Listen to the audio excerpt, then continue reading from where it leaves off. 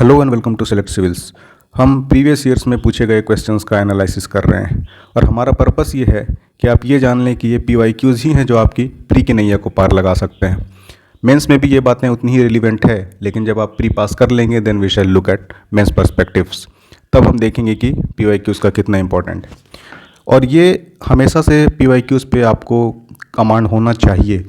2023 से पहले लोग इसे एक्सेप्ट भी करते थे और अपने अपने हिसाब से PYQs का एनालिसिस करते थे, लेकिन थोड़ा सा ऑप्शंस का पैटर्न चेंज कर दिया गया 2023 में and then people started to say कि ये सारा ध्वस्त हो गया है PYQ से लिंकेज करके पूछा जाना। लेकिन ये पूरी तरह से एब्सर्ड बेतुकी बात है। हम ये बातें क्यों कह रहे हैं कि 2024 में यानी लास्ट ईयर जो प्रीलिम्स हुआ है लेटेस्ट हमारे पास, तो 16 क्वेश्चंस थे आपके पॉलिटी से। आउट ऑफ दिस 60 क्वेश्चंस 14 सवाल 14 क्वेश्चन कहीं ना कहीं प्रीवियस ईयर में पूछे गए हैं। किस तरह से पूछे गए हैं वो सारा भी हम विथ एविडेंस देखेंगे और कितना लिंकेज है। इस तरह से आप रिपीटेशन मान सकते हैं प्रीवियसली आस्क्ड क्वेश्चन का। और ऐसा नहीं कि सिर्फ पॉलिटी में, आप जिसमें भी देखेंगे, इकोनॉमी हो, ज्योग्राफी हो, इन्वायरमेंट हो, आपको जो भी सब्जेक्ट आप देखना चाहें, previous year questions are must. और यही आपको हिंट करते हैं what is about to be asked by UPSC। Polity का चूँकि आज हम 2024 के क्वेश्चंस देखेंगे, तो हमने सारे क्वेश्चंस को जो भी पूछे गए हैं 2024 से पहले और किस तरह बैकवर्ड फॉरवर्ड लिंकेजेस हैं, कैसे ऑप्शंस अगर आप अच्छे से पढ़ते हैं, अच्छे से मीनिंग आपको ऑप्शंस में जो पूछे गए हैं टर्म्स या टॉपिक्स, उसका आपको उस टॉपिक के अराउंड आपको रिलेवेंट इन्फॉर्मेशन, उसके बेसिक्स, उसके एप्लीकेशन क्या हैं, पर्पस क्या है इस तरह के क्वेश्चंस का। तो जब आप ऑप्शंस का अच्छे से एनालिसिस करते हैं तो आपको एक फेयर आइडिया हो जाता है कि what is this topic all about. और उन्हीं options they will be framed as questions और फिर आपको वो काफ़ी आसानी से ऑप्शन एलिमिनेट करने में सहायता देता है। तो फिर वो ऑप्शंस आपको आसानी से एज ए क्वेश्चन जब पूछे जाते हैं तो you can simply find the right answer. और मैं क्या कह रहा हूँ ये बातें मे भी आपको थोड़ा सा समझने में मुश्किल हो सकती है, लेकिन once you watch this video completely तो मैं आपको इंश्योर करता हूँ कि आप समझ जाएंगे कि विदाउट PYQs ये जितना मुश्किल लगता है, विथ PYQs अगर आप PYQ के एनालिसिस के साथ क्वेश्चंस को सॉल्व करते हैं तो prelims will be A cake walk for you. अच्छा, हर कोई ये आपको जो एग्ज़ाम में पहले से है या जिसने भी एग्ज़ाम की अच्छे से तैयारी की है, दे विल सजेस्ट यू कि आप PYQs को अच्छे से करें। अब कैसे करना है ये हार्डली समवन टेल्स यू। उस पर भी करना है तो जनरली लोग क्या करते हैं कि अपना प्रिपरेशन किया, then they try to find out कि वेदर जो प्रीवियस ईयर्स में पूछे गए सवाल हैं उनसे सॉल्व हो पाता है या नहीं। लेकिन प्रीवियस ईयर सॉल्व करने का ये पर्पस है ही नहीं। आपको जितने भी ऑप्शंस दिए गए हैं और लिमिटेड थीम्स ही हैं जो पूछे जाते हैं मोस्टली, है ना। 80% क्वेश्चंस आपको लिमिटेड थीम से पूछे जाएंगे, चाहे वो स्टैटिक हो या फिर करंट। और जो 20% पूछा जाता है बिल्कुल नए डिपार्टमेंट से क्वेश्चंस, नई थीम से questions, that you need to एक तरह से आप काइंड ऑफ लेट गो होने कर सकते हैं, क्योंकि वैसा वियर्ड क्वेश्चन फिर सिलेबस से कहीं भी कुछ भी उठा के पूछ देगा। उनके पीछे जैसे 2021 के पेपर में वर्ल्ड कप से रिलेटेड पूछ दिया, है ना। स्पोर्ट्स से तो क्वेश्चन पूछती ही नहीं UPSC थी पहले। So they will keep on asking this type of question जिसका वैसे रिलेवेंट नहीं है जो कोर उनके थीम्स हैं उससे। तो आइए अब हम 2024 के पॉलिटी सेक्शन को एनालाइज करते हैं और आप देखेंगे बिल्कुल सामने से किस तरह से ये कहीं ना कहीं आपको पहले किसी न किसी फॉर्म में पूछे गए हैं। और अगर आप ऑप्शंस पे अच्छे से कमांड करते हैं, ऑप्शंस के अराउंड जितनी चीज़ें जानकारी आपको होनी चाहिए, जितना नॉलेज बेसिक और उसके एप्लीकेशंस की, अगर आप ऑप्शंस को अच्छे से पढ़ के जाएंगे तो सारे क्वेश्चन कहीं ना कहीं आपको यूज टू या पहले से देखे हुए लगेंगे। तो ये सब कुछ बेसिक बातें थी ताकि हम अपने बात को आपके सामने रख सकें। और उससे ज़्यादा है जब आपके सामने होंगे क्वेश्चंस तो आप देखिएगा कि कितना ये बिल्कुल रिपीटेड थीम्स पे क्वेश्चन पूछे जाते हैं। दैट बीइंग सेड, आइए हम बढ़ते हैं क्वेश्चंस की तरफ और देखते हैं कि उसका किस तरह से कनेक्शन है और how they are asked in different ways, एक ही तरह के सवाल। All right. अच्छा, हाउ वी हैव एक्सप्लेन्ड। तो सबसे पहले देखिए ये 2024 का 66 नंबर क्वेश्चन है। एक चीज़ अगेन मैं रिमाइंड दिला दूँ कि this all mappings are from set A और ये साल है और उसके नेक्स्ट जो लिखा है दिस इज क्वेश्चन नंबर। तो 2024 का आप लिंकेज देखिएगा प्रीवियसली आस्क्ड क्वेश्चन से, और फिर इसका भी लिंकेज आप और बैकवर्ड जा सकते हैं। तो 13 में इसी तरह के सवाल पूछे गए हैं और हम देखेंगे कि कैसे ऑप्शंस के नॉलेज रिलेवेंट होने से आप उसे एलिमिनेट कर सकते हैं और राइट आंसर तक पहुंच सकते हैं। फिर हमने जब हमारा क्वेश्चन एनालिसिस हो जाएगा then we will explain the solution of this question number 24 का जो भी पूछा गया है। इसका हम आपको माइंड मैप्स सॉल्यूशंस सब देंगे। और अगर आपको लगता है कि हमें प्रीवियसली आस्क्ड क्वेश्चन का भी एनालिसिस आपको चाहिए, then kindly let us know in the comment section, we shall try कि हम वो भी आपके लिए एनालाइज करके ला सकें। 2024 में देखिए पूछा है, as per article 368 of the constitution of India parliament में amend any provision of the constitution by way of. किस तरह से संविधान को संशोधित किया जा सकता है एज पर आर्टिकल 368। अब ये कॉन्स्टिट्यूशन अमेंडमेंट के सवाल किस तरह से पहले भी पूछे जा चुके हैं। देखिए साल 2022 के 13 नंबर क्वेश्चन में कह रहा, a bill amending the constitution requires a prior recommendation of the president of India. ये पहला स्टेटमेंट था। दूसरा कह रहा है, when a constitution amendment bill is presented to the president of India it is obligatory for the president of India to give his or her accent. ये उस पर मैंडेटरी है कि वो एसेंट दें। तीसरा स्टेटमेंट कह रहा है, constitution amendment bill must be passed by both the Lok Sabha and the Rajya Sabha by the special majority and there is no provision of joint sitting. Again फिर पूछा है 2013 में 11 नंबर सवाल कि हमें जब कॉन्स्टिट्यूशनल अमेंडमेंट करनी होती है तो ये इनिशिएट किया जा सकता है सिर्फ लोकसभा में या हम राज्यसभा में भी इसको इनिशिएट कर सकते हैं।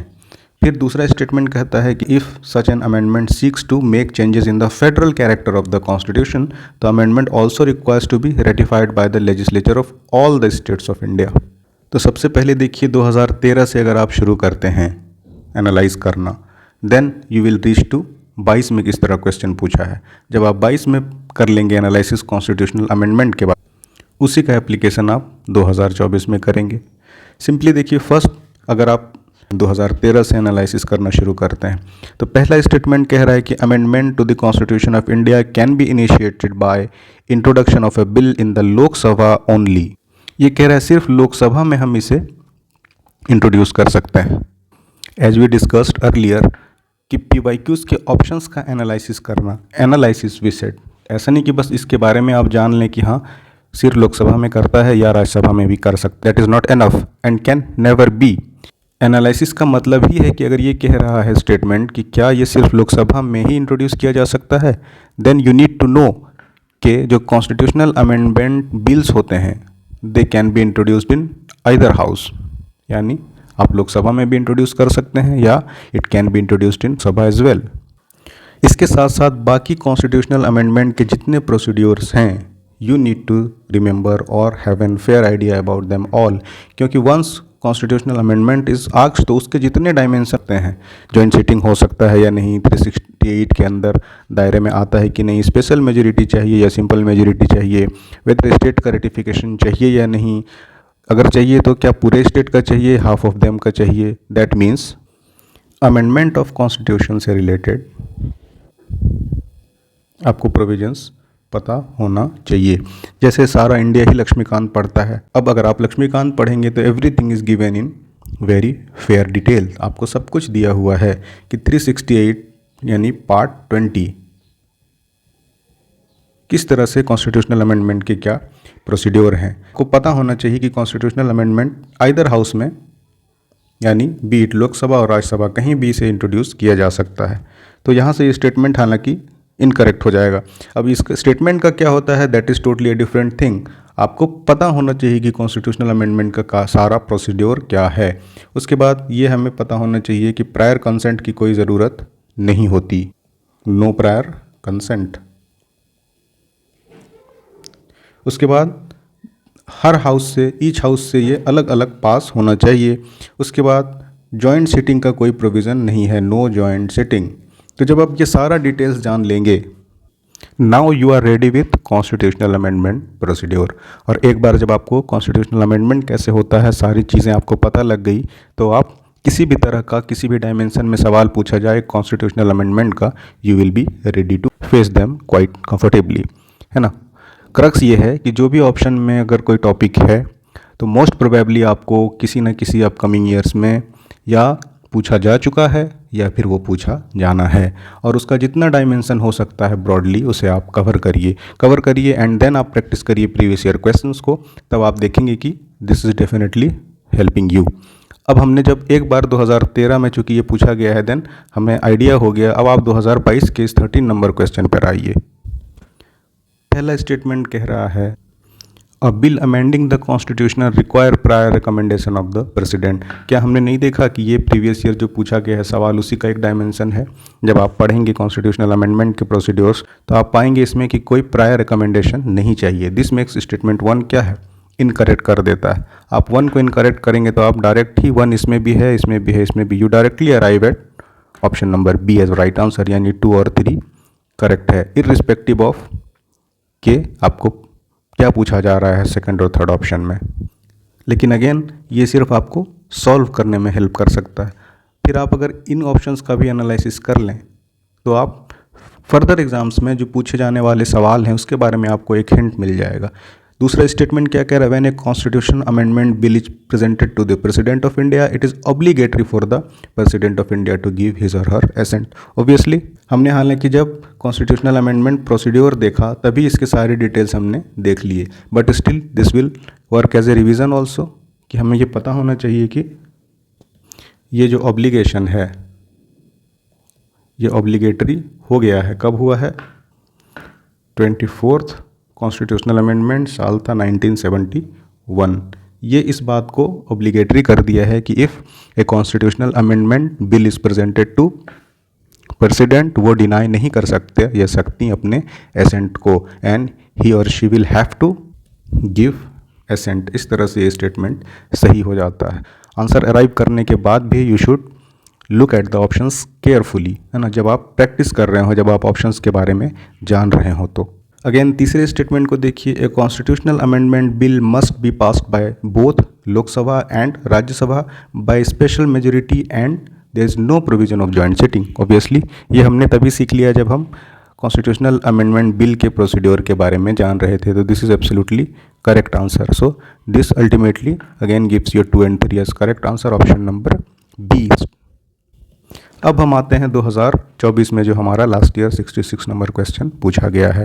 As per article 368 of the constitution of India, parliament में amend any provision of the constitution by way of addition, variation and repeal.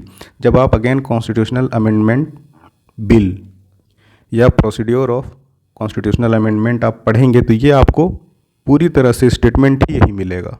क्या मिलेगा कि article 368 in part of the constitution deals with powers of the parliament to amend the constitution by way of addition, variation और repeal। उसी को 3 statement अलग अलग करके दे दिया गया है। सो this will make inclusive statement, तीनों सही है। ऑलराइट, ये हमारा एक्चुअली आंसर होगा। इतना लंबा एक्सप्लेनेशन का पर्पस ये है कि आप जानें कि कोई भी question, B it polity, economy या इन्वायरमेंट, कहीं से भी आप क्वेश्चंस देख लें, एक सेट ऑफ थीम्स है यूपीएससी के पास, उसके बाहर वो नहीं जाती। क्यों नहीं जाती? बिकॉज ऐसा वियर्ड कुछ भी पूछा जाने लगे तो रैंडम लोग सेलेक्ट होंगे ना, या रैंडम सैम्पलिंग करके उठा तो नहीं लेना है किसी को जिनको कुछ आइडिया भी नहीं हो, सब इक्वली ऐसी बस लग गए रेस में, जिनका नंबर आ गया। That's not the purpose of the examination, और होना भी नहीं चाहिए। सो सेट नंबर ऑफ क्वेश्चंस है, और हमारा इतना डिटेल्ड एक्सप्लेनेशन करने का रीज़न ये है कि आप PYQs को अलग एक सब्जेक्ट की तरह ट्रीट करें, और जितना अच्छे से हो सकता है PYQ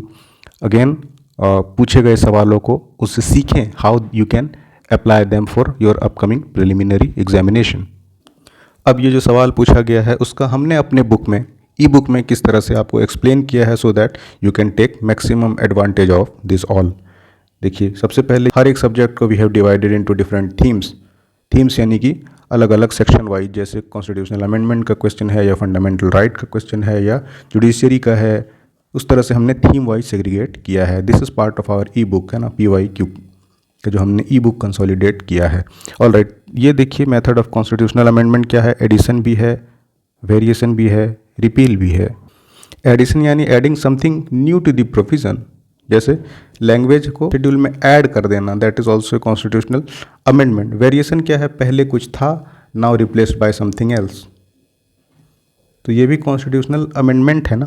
एंड देन रिपील, किसी चीज़ में कुछ पहले से प्रोविज़न था, now you have eliminated them, तो वो भी एक कॉन्स्टिट्यूशनल अमेंडमेंट का हिस्सा होगा।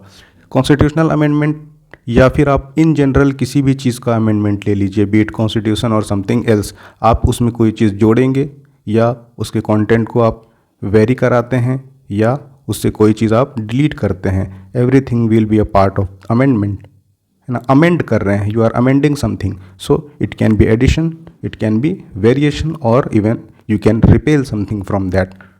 So this will help you to retain maximum in form of mind maps, है ना। अब इसका हम एक्सप्लेनेशन देखते हैं 24 इसी क्वेश्चन का, how we have analyse this in our e book, उस पर आप एक नज़र डालिए। और ये हमने हर एक सब्जेक्ट के हर एक थीम पर ये काम किया है। First we have analyse the question, फिर हमने हर एक ऑप्शन को एनालाइज किया है जैसे हमने आपसे अभी डिस्कस किया, देन करेक्ट आंसर और फिर टिप्स एंड ट्रिक्स को हमने इंक्लूड किया है। So first analysing the question what we get, ये क्वेश्चन टेस्ट करता है आपके अंडरस्टैंडिंग ऑफ आर्टिकल 368 का इंडियन कॉन्स्टिट्यूशन के बारे में, जो कि which deals with the amendment procedure and provisions within the constitution. You need to know, देखिए ना, हमने पहले भी आपको बताया the type of amendments that parliament can make according to article 368, और कौन कौन सा 368 के बियॉन्ड भी है और सिंपल 368 के स्कोप के बाहर है, जिसमें सिंपल मेजोरिटी से ही अमेंडमेंट हो जाते हैं कॉन्स्टिट्यूशन में। Now we have analyse the options as well. पहला ऑप्शन क्या है, एडिशन। इसका एनालिसिस क्या है, under article 368 parliament can add new provisions और articles to the constitution, this is one of the methods for amending the constitution. Laxmikanth में आप अगर पढ़ेंगे तो they simply have mentioned that addition, variation and repeal this are part of constitutional amendment, वो भी एक statement में लिख दिया गया है। Then variation, parliament can vary और modify as we discussed earlier, किसी चीज़ पर कोई चेंज कर देना। Existing provisions in the constitution including changing provisions or adding qualifications to them, this method is explicitly allowed under the article 368. Alright, then हम आते हैं तीसरे ऑप्शन पे, रिपील, किसी चीज़ को ख़त्म कर देना।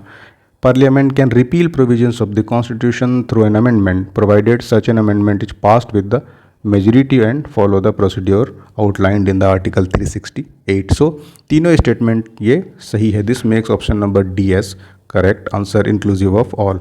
अब इस तरह के क्वेश्चंस के लिए आप क्या करिए, अपने आप को फेमिलराइज करिए with the constitutional provision under article 368 specially regarding the process for amendment of the constitution, और आप डिस्टिंक्शन समझिए एडिशन, वेरिएशन और रिपील को, और ये टर्म कैसे यूज़ किया जाता है कॉन्स्टिट्यूशनल प्रोविज़न में या संविधान के अमेंडमेंट में। सो this is what actually PYQ analysis, आपको उसका इनसाइड आउट हर एक डिटेल जानेंगे तो आपका 70% वर्क डन है। बाकी एक हालांकि वो फियर ऑफ मिसिंग आउट है जो करंट अफेयर्स है, बट स्टैटिक पार्ट में अगर आपका कमांड है then static can easily make you qualified for your mains. और प्री जो कि हैप्पहज़ार्डली लोग कुछ से कुछ मॉक टेस्ट लगा रहे होते हैं, तैयारी कर रहे होते हैं, तो better you stick to your PYQs और treat them as different subject, और देखेंगे कि आप कितनी आसानी से, ये तो हमने बस एक एग्जांपल अभी आपको बताया है, we have taken at least 12 to 13 examples in this video, और सारे में आप देखेंगे कि ये PYQ ही है जो आपको अच्छे से आपकी नैया पार लगा सकते हैं। ये हमारे PYQ सिंप्लीफाइड जो ई बुक है उसी का एक हिस्सा है। एज वी डिस्कस्ड कि सबसे पहले हमने क्वेश्चन एक्सप्लेन किया है, then we have options analysed, और फिर करेक्ट आंसर फॉर इसका इंपॉर्टेंस और टिप्स एंड ट्रिक्स हमने ऐड किया है। आप प्ले स्टोर में जाके सेलेक्ट सिविल्स डाउनलोड करिए, इंस्टॉल करिए, और 21 से आप इस ई बुक को अवेल कर सकते हैं। ऑलराइट, चलिए देखते हैं नेक्स्ट हम क्वेश्चंस को जो 2024 में पूछे गए हैं, how they are simply asked with reference to previously asked questions, है ना। तो ये आप भर भर के देखेंगे, हर सब्जेक्ट में ये, हर थीम में ये एप्लीकेबल है। ये तो one of favourites of UPSC है। 68 नंबर क्वेश्चन सेट ए का 2024 में आपसे पूछ रहा है, which of the following statement are correct in respect of a money bill in the parliament. ये हम एनालाइज करेंगे बाद में, उससे पहले आप देखिए 2023 में पूछा है, ये 2018 में 31 नंबर क्वेश्चन था, देन 2015 में ये 27 नंबर क्वेश्चन था, और 2013 में पहला क्वेश्चन था ये पॉलिटी से। 13 में कह रहा है, with reference to finance and money bill in Indian parliament consider the following statement. When Lok Sabha transmits the finance bill to the Rajya Sabha it can amend और रिजेक्ट द बिल। दूसरा है, when Lok Sabha transmit money bill to the Rajya Sabha it can not amend और reject the bill. तीसरा है, in case of disagreement between Lok Sabha and Rajya Sabha there is no joint sitting for money bill but a joint sitting becomes necessary for finance bill. और ऐसा नहीं है कि 23 में आप एनालाइज करें and then this is asked in 24। इससे पहले भी पूछा जा चुका है ये 2018 में। क्या पूछा गया है? मनी बिल के बारे में क्या करेक्ट नहीं है। अब कोई एक स्टेटमेंट करेक्ट है या नहीं है, या उसका कोई एक सेगमेंट करेक्ट है या नहीं, you need to have a fair idea about what money bill is. हमने जैसे इससे पहले देखा कि कॉन्स्टिट्यूशनल अमेंडमेंट बिल क्या है। अब that may be related to any kind of bill, उसमें भी ये मनी बिल भी हो सकता है और फाइनेंस बिल भी हो सकता है। अब मनी बिल एक स्पेशल टाइप है ना बिल का, और थोड़े बहुत प्रोविजंस मनी बिल के ऑर्डिनरी बिल से अलग है, और या फिर फाइनेंस बिल से सिमिलर भी है और अलग भी है। तो you need to know the similarity and differences between money bill, है ना, या फिर जनरल एक कॉन्स्टिट्यूशनल अमेंडमेंट बिल या फाइनेंस बिल। तो उसी तरह से आपको 4 स्टेटमेंट में कैरेक्टरिस्टिक्स दिए गए हैं मनी बिल के। अगेन आपको क्या करना है, once you come through this type of question, तो आपको मनी बिल जैसे पूछा गया है तो मनी बिल से रिलेटेड सारे रिलेवेंट इन्फॉर्मेशंस आपके फिंगर टिप्स पे होने चाहिए। 2018 में आपसे पूछा गया है, a bill shall be deemed to be a money bill if it contains only provision related to imposition, abolition, remission, alteration और रेगुलेशन ऑफ एनी टैक्स। इन्हीं शर्तों में अगर कोई बिल पेश होता है तो ये मनी बिल होता है। इसमें नॉट करेक्ट पूछ रहा है ना, कौन सा सही नहीं है, यानी 3 प्रोविजंस आपको मनी बिल से रिलेटेड ऑलरेडी एग्जाम खुद ही बता रही है। जो बाकी चीज़ें आपको रिलेवेंट जाननी है, so you need to learn them. दूसरा कह रहा है, a money bill has provision for custody of consolidated fund of India और कंटिजेंसी फंड ऑफ इंडिया। तीसरा, a money bill is concerned with appropriation of moneys out of contingency fund of India. और चौथा है, a money bill deals with regulation और borrowing of money. Money bill तो आप पाएंगे कि ये स्टेटमेंट बिल्कुल सही है। A bill shall be deemed to be a money bill अगर सिर्फ ये provision related to imposition, abolition, remission और अल्टरेशन ऑफ टैक्सेस से है, तो दिस स्टेटमेंट इज करेक्ट। और अगेन इससे पहले भी पूछा जा चुका है, हम उसे देखते हैं। देखिए फिर ये 2015 में 27 नंबर है, राज्यसभा हैज़ नो पावर इधर टू रिजेक्ट और अमेंड द मनी बिल। तो हालांकि ये स्टेटमेंट करेक्ट है जस्ट, लेकिन हमारा पर्पस है कि वी मेक यू विजुअलाइज, आपके सामने चीज़ें हैं कि कैसे क्वेश्चन पूछा गया है। और Rajya Sabha can not vote on demand for grants. और तीसरा है, Rajya Sabha can not discuss the annual financial statement. अब 2015 का पहला स्टेटमेंट देखिए और 2023 का पहला स्टेटमेंट देखिए। लोकसभा जब ट्रांसमिट करता है राज्यसभा में तो कह रहा है कि राज्यसभा अमेंड और रिजेक्ट इसको नहीं कर सकता। दूसरा, जब हम आते हैं 2015 में प्रीवियसली जो कि पूछा जा चुका है, कह रहा है कि Rajya Sabha has no power to reject और अमेंड अ बिल।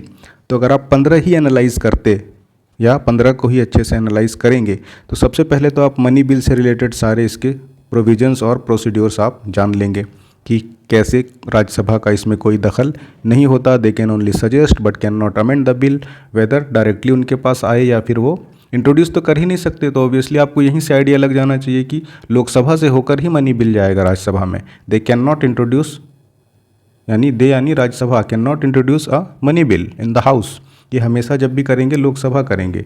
जब आपको ये पता होगा कि राज्यसभा हैज़ नो पावर इधर टू रिजेक्ट और टू अमेंड द बिल, तो सेम स्टेटमेंट यहाँ पे भी है ना कि लोकसभा जब ट्रांसमिट करती है फाइनेंस बिल को राज्यसभा में तो इट कैन अमेंड और रिजेक्ट। तो दिस मेक्स दिस स्टेटमेंट क्या गलत हो जाता है, क्योंकि हमने 2015 के ही प्रीवियस ईयर एनालिसिस से देख लिया कि राज्यसभा कैन नॉट अमेंड और रिजेक्ट अ मनी बिल। वो या तो उसको अप्रूव करे, पास करे, या फिर ज़्यादा से ज़्यादा अगर उसको कुछ एनोमली दिख रही है तो राज्यसभा कैन सजेस्ट। और ये सजेशन भी कोई ऑब्लिगेशन नहीं है कि लोकसभा को मानना ही है। They can consider it, they can ignore it depending upon the situation. उनको जो अच्छा लगे, लोकसभा को ये अपर हैंड है मनी बिल से रिलेटेड। सो आपको अगर 2015 कमांड है तो आप मनी बिल से रिलेटेड सारे प्रोविजंस जान लेंगे। अब जो भी मनी बिल से रिलेटेड उसी के आसपास चीज़ें आपको पूछी जाएंगी। अब यहाँ पर है फिर again statement, Rajya Sabha can not vote on demand for grants. तीसरा कह रहा है, Rajya Sabha can not discuss the annual financial statement. Annual financial statement is what, your budget. तो आप देखेंगे स्टेटमेंट 1 इज करेक्ट कि राज्यसभा को कोई भी, जब आप बिल के बारे में, मनी बिल के बारे में एनालाइज कर लेंगे तो you will find that this statement is correct. दूसरा कह रहा है, Rajya Sabha can not vote on demand for grant. ये भी आपका सही है। तीसरा कह रहा है कि राज्यसभा डिस्कस भी नहीं कर सकती, डिस्कस कर सकती है, वोट नहीं कर सकती। 2 और 3 को क्या है, आप कंफ्यूज करने के लिए ये दिया गया है। सो 3 है कि Rajya Sabha can not even discuss, so this makes state 3 incorrect. इस तरह से 1 और 2 आपका ऑप्शन नंबर बी हो जाएगा करेक्ट। अगर आपको इस तरह से मनी बिल में कमांड हो गया तो यू कैन, अब इसके दूसरे स्टेटमेंट में आइए 23 में, when Lok Sabha transmit money bill to the Rajya Sabha it can not amend और रिजेक्ट द बिल। अब इस दोनों को देखिए, या तो अमेंड कर सकती है या नहीं कर सकती, दोनों एक साथ कैसे हो सकता है। आपको ये भी लग सकता है कि 23 का ही रेफरेंस क्यों लें, तो आप 24 पे आ जाइए। Money bill should not be introduced in council of states यानी अपर हाउस यानी राज्यसभा, तो ये तो सही बात है ना, शैल नॉट बी इंट्रोड्यूस, बिल्कुल नहीं किया जाना चाहिए। Statement 2 is correct. अब फिर हमने देख लिया, अभी देखिए प्रीवियस ईयर के एनालिसिस में कि राज्यसभा उसको या तो अप्रूव करे या सजेस्ट करे, लेकिन उसको रिजेक्ट नहीं कर सकती। यहाँ हमें ये भी पता लग गया जब हम प्रीवियस ईयर को एनालाइज करेंगे, या तो आप 2018 को एनालाइज करिए या आप 2015 को एनालाइज करिए, इट्स अप टू यू। लेकिन जो भी ऑप्शन जिस भी साल का आपको मिले, सबसे पहले यू एनालाइज देम थॉरोली, और एक बार जब आप उसका एनालिसिस कर लेते हैं तो you will come to know कि कितना आसानी से क्वेश्चंस को सॉल्व किया जा सकता है। उससे पहले आ जाइए 15 से पहले 2013 में पहला क्वेश्चन था, what will follow if a money bill is substantially amended bye Rajya Sabha. अगर किसी बिल को राज्यसभा अमेंड करती है तो क्या कोर्स ऑफ एक्शन होगा। पहला कह रहा है लोकसभा में still proceed with the bill accepting और rejecting the recommendations of the Rajya Sabha. दूसरा कह रहा है Lok Sabha can not consider the bill further. तीसरा कह रहा है Lok Sabha may send the bill to Rajya Sabha for reconsideration और president may call a joint sitting for passing of the bill. तो हम बार बार एक ही चीज़ कह रहे हैं आपसे कि व्हेन वी एनालाइज, तो हम तभी पता लग जाएगा ना कि राज्यसभा की बात का कोई मनी बिल के कॉन्टेक्स्ट में इंपॉर्टेंस है ही नहीं। सो लोकसभा विल ऑब्वियसली प्रोसीड, यहीं से तो ऑप्शन हमें मिल गया आंसर। अब सारे ऑप्शंस देखिए, चीज़ दिखेगा कि procedure related to money bill, उसी के इर्द गिर्द सारे ऑप्शंस घूम रहे होते हैं।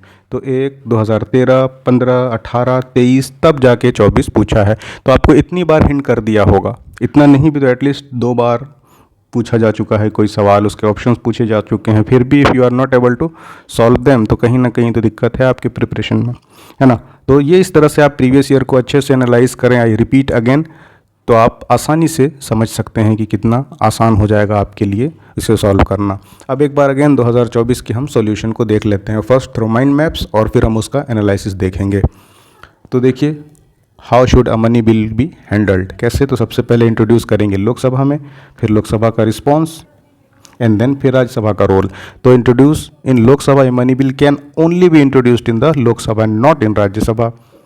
आपके बहुत सारे ऑप्शंस का जवाब यहीं मिल गया। फिर हम लोकसभा के रिस्पॉन्स को देखेंगे, लोकसभा कैन एक्सेप्ट और इग्नोर राज्यसभा सजेशन, क्योंकि Rajya Sabha can just suggest but can not reject the bill. तुम ज़्यादा से ज़्यादा सजेस्ट करो, रिजेक्ट तो कर ही नहीं सकते, और इस सजेशन को भी एक्सेप्ट करना है या रिजेक्ट करना है, that depends upon what, Lok Sabha. तो बहुत लिमिटेड हैंड्स हैं राज्यसभा का मनी बिल से रिलेटेड। नाउ हमने बुक में कैसे किया है, क्या उसका एक्सप्लेनेशन है। तो first we will analyse the question 2024 का 68, a money bill in the parliament is govern by article 110 of the constitution and article 109 lays down the special procedure for its passage की किस तरह से इसको पास करना है। Money bill primarily deals with taxation, borrowing और government expenditure. अब पहला कह रहा है आर्टिकल 109, दिस इज करेक्ट। ये क्यों है, इसका एक्सप्लेनेशन है हमारे पास, है ना। 109 outlines the special procedure for passing money bills in the parliament। दूसरा है money bill shall not be introduced in council of states यानी कि Rajya Sabha, as we discussed 110(1) of money bill कहता है कि it will be introduced in Lok Sabha only, so it can not be introduced in Rajya Sabha. तीसरा statement पे अब आइए, दिस इज ऑल्सो करेक्ट कि राज्यसभा रिजेक्ट नहीं कर सकता किसी भी मनी बिल को, ये मेयरली रिकमेंडेशंस दे सकती है within 40 days, but Lok Sabha may accept it और मे नॉट। चौथा स्टेटमेंट है amendments to money bill suggested by Rajya Sabha have to be accepted. ये तो आपस में ही कॉन्ट्राडिक्टरी है ना, जब मैंने कह दिया कि सिर्फ सजेशंस दे सकती है तो how mandatorily it should be accepted. So this makes statement 4 incorrect. So we will left with 1, 2 and 3, option number C will be the right answer. अब हमने टिप्स एंड ट्रिक्स भी इंक्लूड कर दिया है कि how you need to prepare this kind of questions. Again ये सारा हमारा ई बुक जो आपको select civils play store app में मिलेगा, PYQ आप UPSC में जाके उसे एक्सेस कर सकते हैं। हर सब्जेक्ट के हर थीम को हमने इसी तरह डिटेल्ड उसके क्वेश्चन को, उसके एनालिसिस को, राइट आंसर है तो क्यों है और उसके पीछे क्या लॉजिक है, and then tips and tricks and क्या रिलेवेंट है यूपीएससी एग्ज़ाम के पर्सपेक्टिव से। तो हमने बहुत ही मेहनत से बहुत डिटेल एक ई बुक तैयार की है। वी स्ट्रांगली सजेस्ट कि आप वहाँ जाएं और इतना बेहतर से बेहतर हो सकता है PYQs पर कमांड करें, और इसी के लिए हमने इस ई बुक को डिज़ाइन भी किया है। ऑलराइट, बढ़ते हैं हम अगले क्वेश्चन की तरफ, बॉडीज़ से रिलेटेड क्वेश्चन जो कि पूछे गए हैं 2024 में, और फिर अगेन हम सेम देखेंगे कि क्या उसका रेफरेंस है, प्रीवियसली किस तरह से पूछे गए हैं सवाल, जो कि हमें हिंट करते हैं कि what is going to be asked next. अब ये देखिए साल 2024 के 71 नंबर क्वेश्चन में पूछा है, how many delimitation commissions have been constituted by the government of India till December 2023 तक। 24 के प्री में। अब ऐसा नहीं है कि डिलिमिटेशन कमीशन आपको रैंडमली पूछ दिया गया। इससे पहले 2012 के 54 नंबर क्वेश्चंस में सेट ए में डिलिमिटेशन कमीशन के बारे में पूछा जा चुका है। इसमें कह रहा था कि the orders of delimitation commission can not be challenged in a court, और दूसरा स्टेटमेंट पूछ रहा था when the orders of the delimitation commissions are laid before Lok Sabha और state legislative assembly they can not affect any modification in the orders. अब ये हालांकि थोड़ा सा इससे रिलेटेड तो है, बट ये एकदम आपसे फैक्चुअल पूछ दिया गया है, but still you need to know basics about delimitation commission. ये किस तरह की बॉडी होती है, इसमें मेंबर्स कौन कौन से हैं, इनको क्या स्पेशल पावर्स हैं, और इसके ऑर्डर को चैलेंज किया जा सकता है कि नहीं, इलेक्शन कमीशन का इसमें क्या रोल है। Everything you need to know, because once a question is asked about delimitation commission, then most likely it will be asked in one way or another, और आपसे पूछा जाता रहेगा। हालांकि ये थोड़े गैप के बाद it is asked, लेकिन अब ये पूछा गया है, then again there is strong probability कि डिलिमिटेशन कमीशन से, क्योंकि ये 2026 में ड्यू भी है। हालांकि हमें अभी सेंसस नहीं हुआ है, कोविड की वजह से इट इज़ डिलेड, बट एक डिलिमिटेशन आपका परिसीमन जिसे हिंदी में कहते हैं, दिस इज़ ड्यू ऑन 2026। आबादी जैसे बढ़ती है सेंसस के हिसाब से, तो बढ़ती आबादी के अकॉर्डिंग सीट्स को बढ़ाते हैं स्टेट लेजिस्लेटिव्स में भी और लोकसभा में भी। तो डिलिमिटेशन के बारे में पूछा गया है कि कितने डिलिमिटेशन कमीशंस अब तक कॉन्स्टिट्यूट हुए हैं।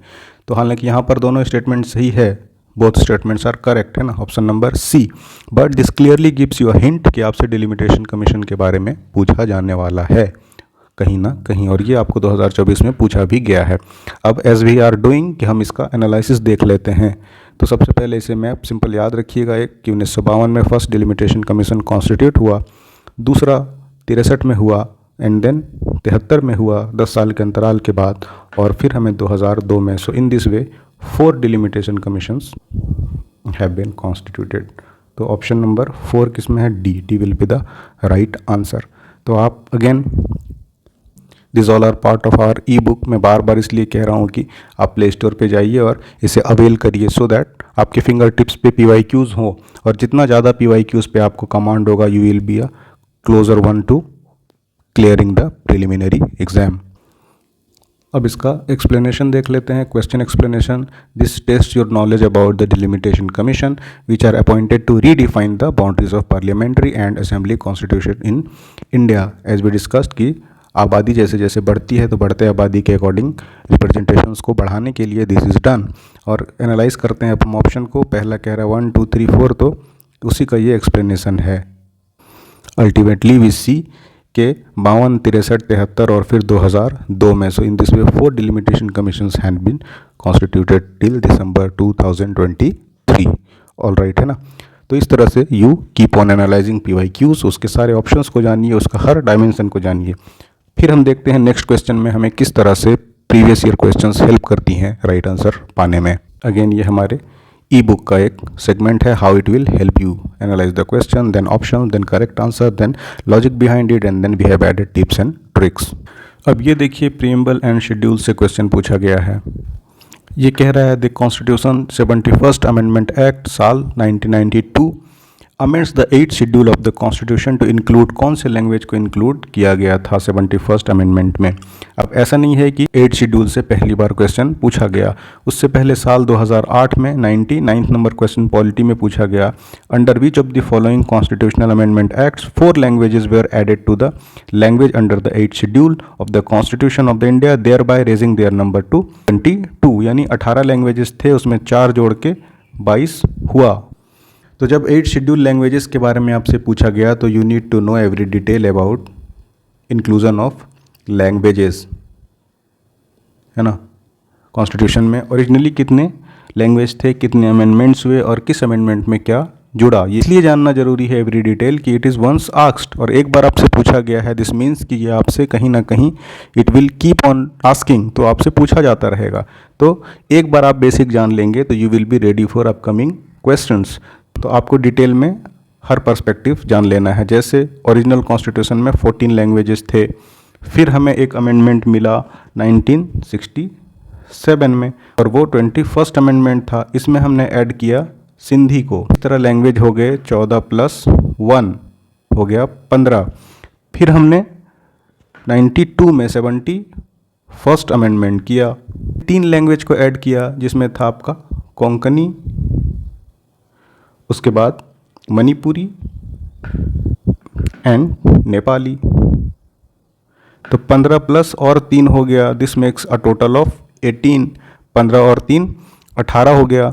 अब उसके बाद ये आपसे पूछा 2008 में ये 4 वाला जो लास्ट अमेंडमेंट हुआ 92nd अमेंडमेंट, है ना। 92nd किस में है, ये 90, 91, 92nd ऑप्शन नंबर सी। अब जो अमेंडमेंट हुआ था इसमें 4 लैंग्वेजेस को ऐड किया गया था, दैट वाज बोडो, उसके बाद डोगरी, मैथिली एंड संथाली। तो ये 4 लैंग्वेजेस को ऐड किया गया।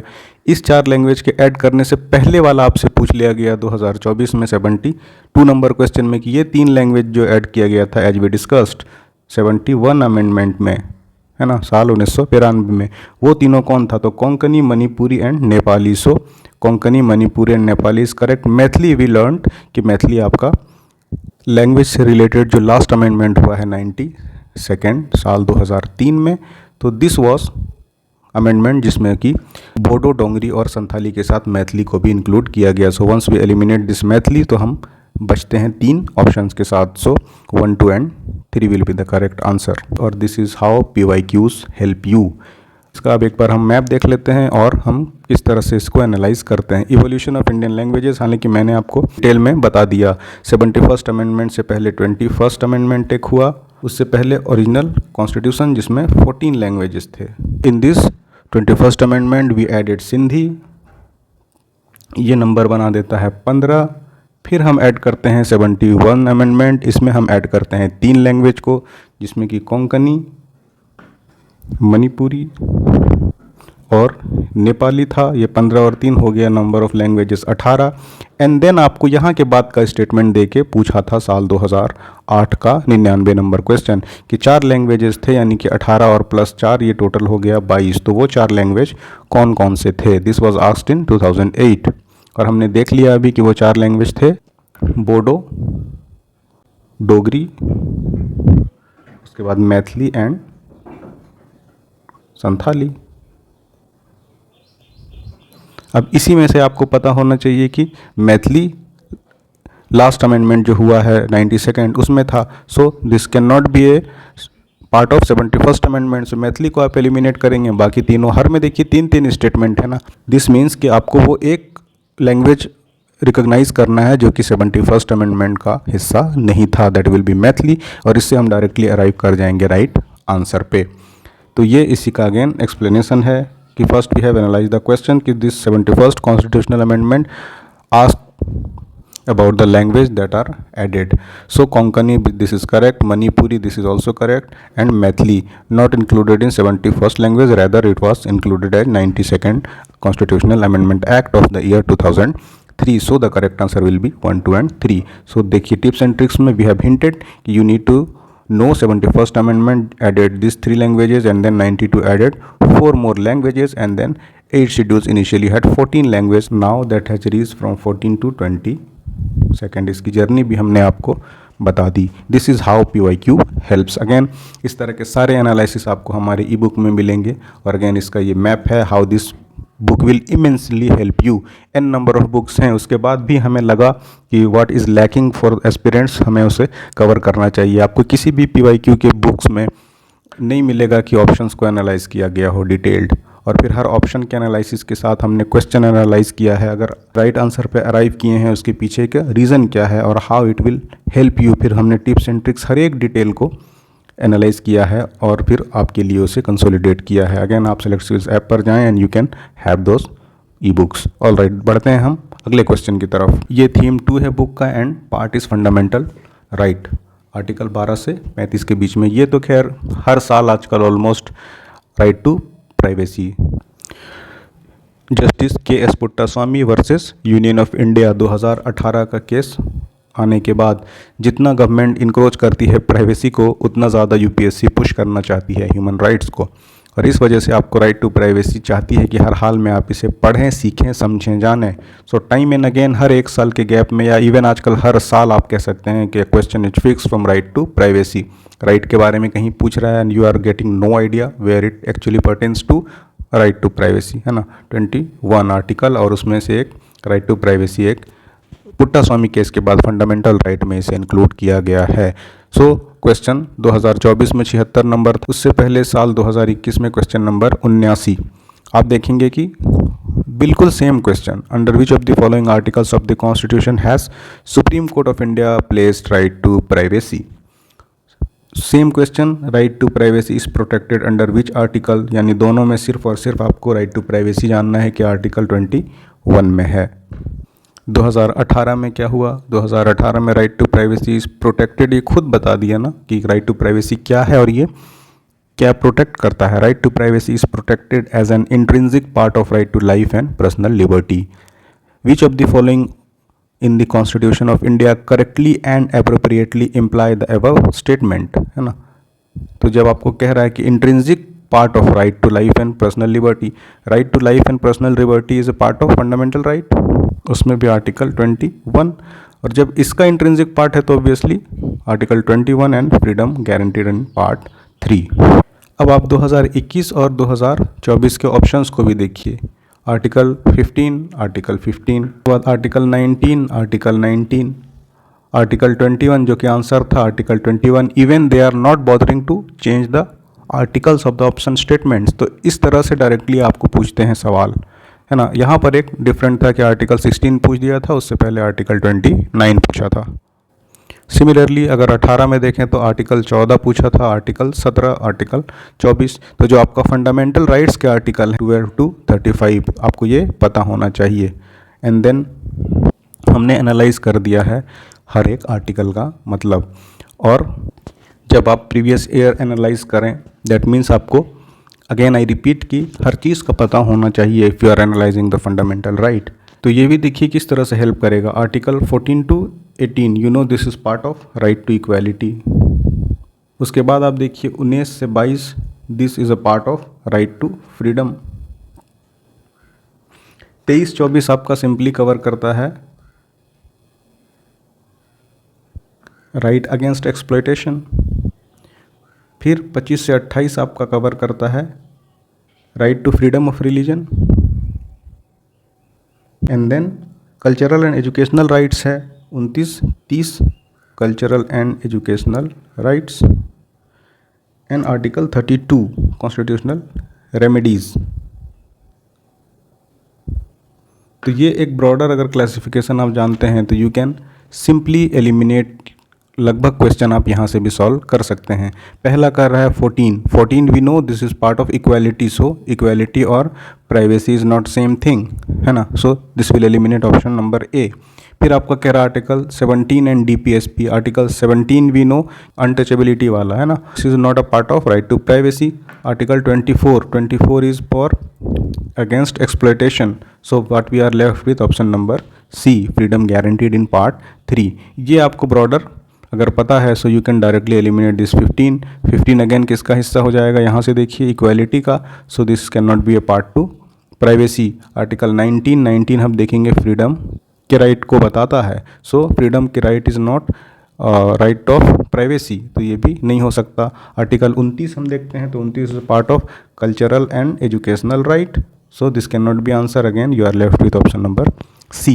या फिर अब जैसे आपकी मर्जी, just what we are here to show कि आप प्रीवियस ईयर किस तरह से आपको हर हाल में हेल्प करने वाला है। ये देखिए article 15 prohibits discrimination but not related to privacy, article 19 guarantees freedom, Article 21, this is the answer, protects right to privacy as part of life and liberty, and then Article 16, ensure equality in public employment unrelated to privacy, part of fundamental right but not pertaining to privacy. Article 16 की बात हो रही है। Now we have analyse the question, उसका फिर again analysis है ये, और again we will arrive at option number D as a right answer, article 21। और tips and tricks we have added that you need to memorize landmark cases such as K.S. Puttaswamy case where this right to privacy as fundamental right has arrived from, and then connect the right to privacy with its implications in area like Aadhaar, surveillance and data protection laws, right to be forgotten। और आप again फिर वो चलिए दूसरे तरफ हम चले जाएंगे। So you need to have an eye कि किस तरह से राइट टू प्राइवेसी को इनक्रोच करती है गवर्नमेंट और किस तरह से सिटीज़न उसके अगेंस्ट प्राइवेसी चाहती है और उसे मिलना चाहिए। चलिए नेक्स्ट देखते हैं हम कमिटीज़ के बारे में। कमिटीज़ के बारे में भी अगेन 2024 में सवाल पूछा गया है 18, तो 2019 में 69 आपको ऑलरेडी हिंट कर चुका था। इसके साथ 2018 में 20 नंबर क्वेश्चन, 2014 में 18 नंबर क्वेश्चन, 2013 में 51 number question. This all are related to committees, and once you have an idea of committees, parliamentary committees क्या होती है, एडहॉक कौन सी है, स्टैंडिंग कौन सी है, किसमें नंबर ऑफ मेंबर्स कितने होते हैं, एज वी डिस्कस, जब भी आप किसी ऑप्शन का डिटेल जानिए तो इन डिटेल जानिए, है ना। डिटेल मतलब ऐसा नहीं कि 2 लाइन हमने पढ़ लिया, ऑप्शन टिक कर दिए, सही गलत जान लिया, and no, that's not done.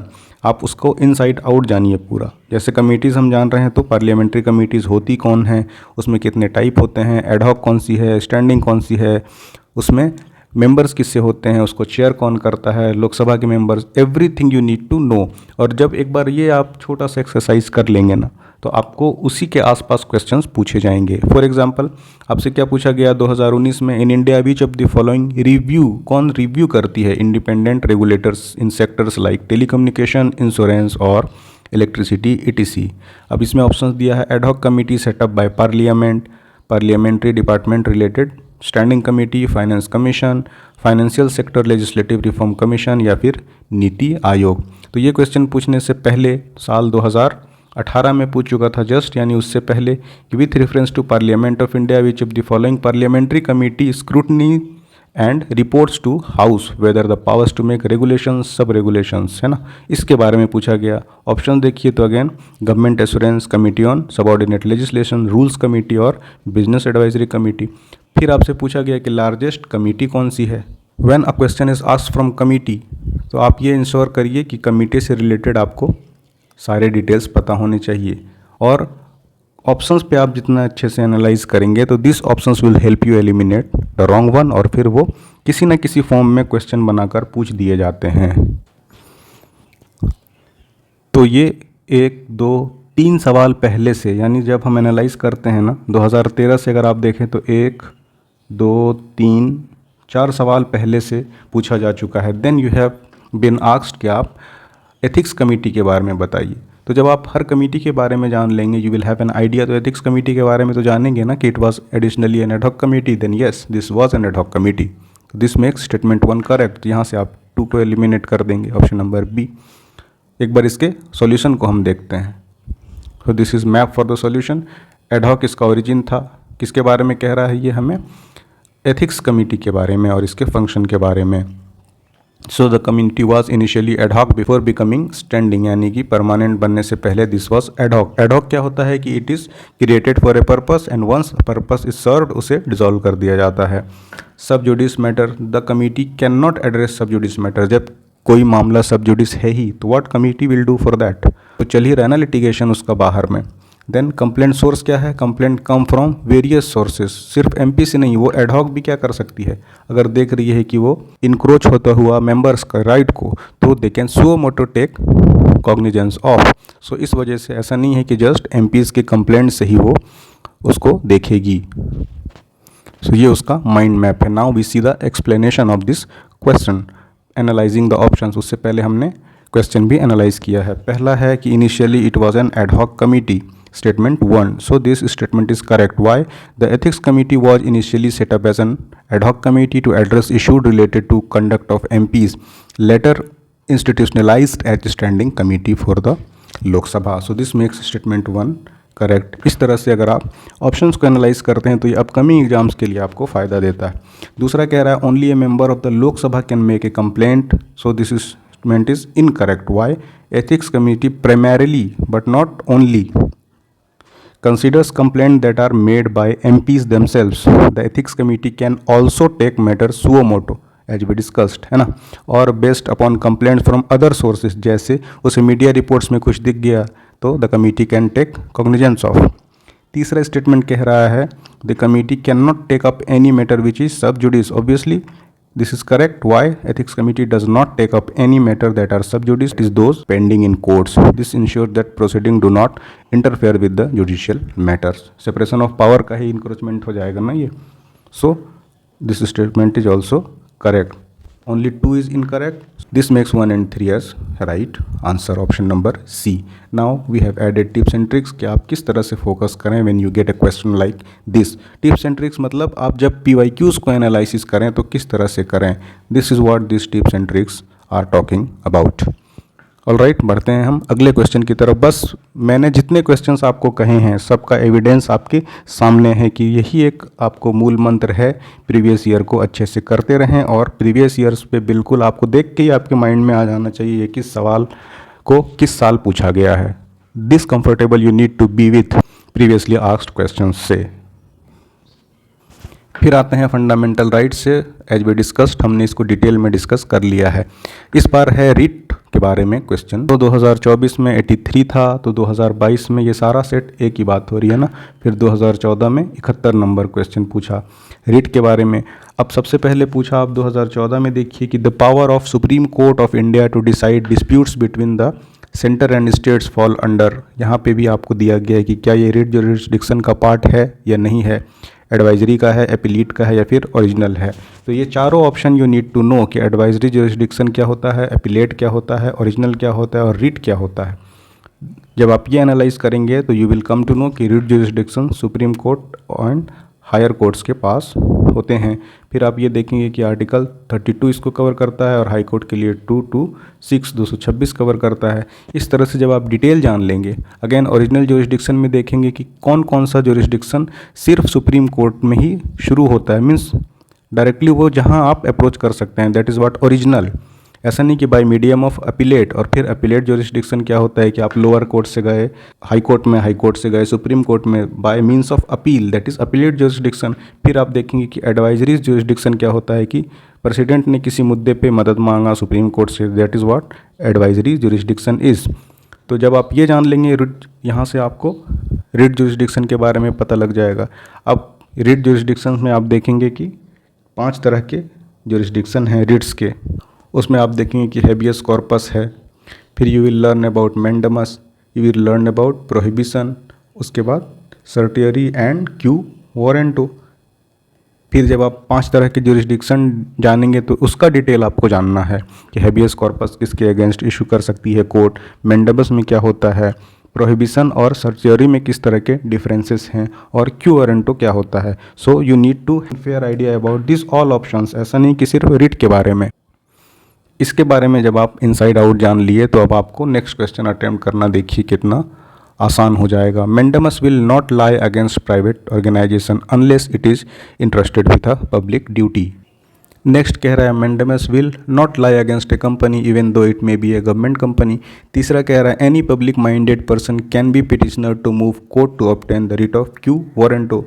तो ये तीनों स्टेटमेंट आपके सही हैं. दिस विल लर्न जब आप रिट्स के बारे में इनसाइड आउट सब कुछ पढ़ेंगे. तो जब आपको रिट्स का आइडिया लग गया तो मैंडमस कहाँ अप्लाई होता है, उसके बाद हैबियस कॉर्पस क्या है, प्रोहिबिशन क्या है, सर्टियरी क्या है, क्यू वारंटो की, ये हर एक चीज़ आप जानेंगे। फिर यू नीड टू नो कौन कौन सा प्राइवेट के अगेंस्ट अप्लाई होता है, कौन सिर्फ लोअर कोर्ट्स को या ट्राइब्यूनल्स पे इशू होता है, every detail you need to know. और इस तरह से फिर आप देखेंगे अगेन रिट ऑफ प्रोहिबिशन के बारे में पूछ दिया गया है साल 2024 में। तो ये क्या होता है, government officer prohibiting him from taking a particular action, या assembly to pass a law, या फिर लोअर कोर्ट प्रोहिबिशन कंटिन्यूशन, या फिर government prohibiting it from following a unconstitutional policy. एक बार इसके मैपिंग्स देखते हैं हम ना, या क्या कह रहा है ऑप्शन, हमने एनालाइज किया option A, this is incorrect because writ to a government officers को ये नहीं होता। दूसरा क्या कह रहा है, लेजिस्लेटिव प्रोसेस में, ये देखिए ना, passing parliament legislative assembly to pass a law on prohibition, supreme court क्यों दखल देगी लेजिस्लेटिव मैटर्स पे असेंबली के। So this is not a meaning of prohibition. Option number D क्या है, गवर्नमेंट एक्शंस को, यहाँ देखिए option number D, government prohibiting it from following an constitutional policy, ये भी राइट नहीं है। Option number C is correctly match, कि ये आपको बताती है कि the court prohibiting continuation of proceeding in a case, this is done by higher court to lower courts, है ना। This is what prohibition is, मना करती है, प्रोहिबिट, तुम अपने ज्यूरिसडिक्शन से बाहर जा रहे हो, you are exceeding from your jurisdiction और असर्पिंग ए ज्यूरिसडिक्शन, जो कि तुम्हारे अधिकार क्षेत्र में नहीं पड़ता, तुम वहाँ पे अपना दिखा रहे हो right. So you need to prohibit, stop, that is what prohibition means. So this makes statement C as correct answer, है ना। Again we have analyse the question, option A incorrect है, ऑप्शन बी इनकरेक्ट है, C is correct because writ prohibition is issued by higher court, supreme court और high court to lower court और tribunal, जैसे हमने पहले discuss कर लिया। Again D is incorrect क्योंकि this is not related to government actions. So this is tips and tricks for similar questions once you analyse the PYQs। चलिए इस बार देखते हैं हमारे बुक का theme 8 and topics governor. Governor में भी देखिए 2024 में 84 नंबर क्वेश्चन पूछा गया, तो 2022 में 73rd आपको अगेन गवर्नर से रिलेटेड। और आप स्टेटमेंट्स भी देखिएगा तो उनका क्रक्स जो है, उनका इंटेंशन काइंड ऑफ सिमिलर होता है। अब बिल्कुल हूबहू तो उठा के नहीं पूछ देगा हर बार right to privacy, right to privacy. So you need to have a fair idea कि किस तरह से एनालाइज करना है हमें, and this you will get through analysing PYQs। उससे पहले 2005 में भी पूछा है, 2058 नंबर क्वेश्चन में भी सेम सवाल था, बट इतना पुराना आपको जानने की ज़रूरत है नहीं। This is just for your reference कि आप 2011 से, एज वी हैव डिस्कस, हमारे बुक में 11 से 24 तक का आप section wise, theme wise analysis करके जाएं। जो हमने एनालाइज किया है ऑप्शंस पढ़ के जाएं, उसे इंटरलिंक करें, backward forward linkage, you will easily cross the cut off marks, जो कि प्रीलिम्स के लिए खास करके बहुत ही सिरदर्द दिन ब दिन बनता जा रहा है। आपकी मेंस की प्रिपरेशन कितनी भी अच्छी है, व्हाट यूजुअली हैपेंस कि आंसर्स लिखते रह गए और कुछ ना कुछ मार्क्स से जब कट ऑफ रह जाता है तो सारा आपका किया धरा it is wasted, and again आप फिर से मेंस की तैयारी करते हैं, देन फिर प्री में लटकते रहते हैं लोग। सो हमेशा ये लूप बना रहता है। सबसे पहले 2000 में 58 नंबर क्वेश्चन क्या पूछा, the state which has largest number of seats reserve for scheduled tribe इन लोकसभा। अब यहाँ से आप देखेंगे कि शेड्यूल्ड ट्राइब के लिए रिजर्व कैसे होता है सीट। अगर सिर्फ आप ये पढ़ लिए और आपने रट्टा लगा के चले गए, so that will not serve your purpose. जब एक प्रोसेस आ गया ना कि शेड्यूल्ड ट्राइब के लिए सबसे ज़्यादा नंबर ऑफ सीट्स कहाँ रिजर्व्ड हैं, तो सबसे ज़्यादा जब रिजर्व्ड होंगे वो तो एक फैक्चुअली एक बता सकते हैं कि सबसे ज़्यादा शेड्यूल्ड ट्राइब है कहाँ पे, MP में, तो ऑब्वियसली MP में ही सबसे ज़्यादा सीट्स भी रिजर्व होंगे। ये तो एक फैक्चुअल पार्ट हो गया, but you need to know कि प्रोसेस क्या है शेड्यूल्ड ट्राइब के सीट्स रिजर्व करने का। जब आप इस तरह से एनालाइज करेंगे तो आपको फर्दर क्वेश्चंस को सॉल्व करने में आसानी होगी। सिमिलर लाइंस पे पूछा गया 2005 का 36 नंबर क्वेश्चन कि among the Indian states shown labelled as 1 2 3 4, ये आपको 1 2 3 4 ये बता रहा है। Outline the map correct sequence of descending order of percent of scheduled tribe population in their total population. देखिए सेम क्वेश्चन को पूछने का तरीका अलग है अपकमिंग ईयर्स में, लेकिन सवाल वही पूछा गया है। देखेंगे हम किस तरह से, तो ये देखिए साल 2022 में if a particular area is brought under 5वें शेड्यूल में लाया जाता है तो इसका क्या मायने है, व्हाट इज़ मीनिंग।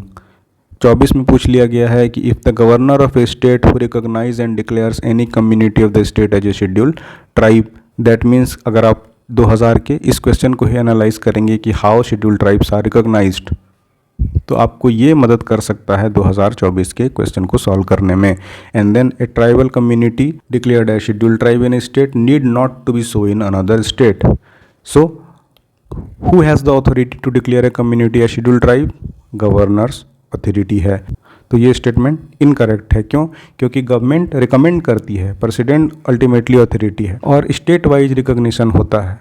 एक स्टेट में शेड्यूल्ड ट्राइब हो सकते, दे मे और may not be scheduled tribe on another state. सो ये स्टेट वाइज इनका डिवीजन होता है, रिकॉग्निशन होता है। और इसमें ultimate authority is not governor, rather it is president.